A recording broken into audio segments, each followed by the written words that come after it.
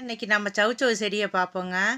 இது நல்லா ஒரு காய் எடுத்து வச்சோம்னா நல்லா எருவு இருக்கிற இடத்துல நல்லா எருவு கொட்டி நல்லா பதப்படுத்தி ஒரு காய் எடுத்து வச்சோம்னா நல்லா கொடியாக படர்ந்து வந்துடுது பாருங்க.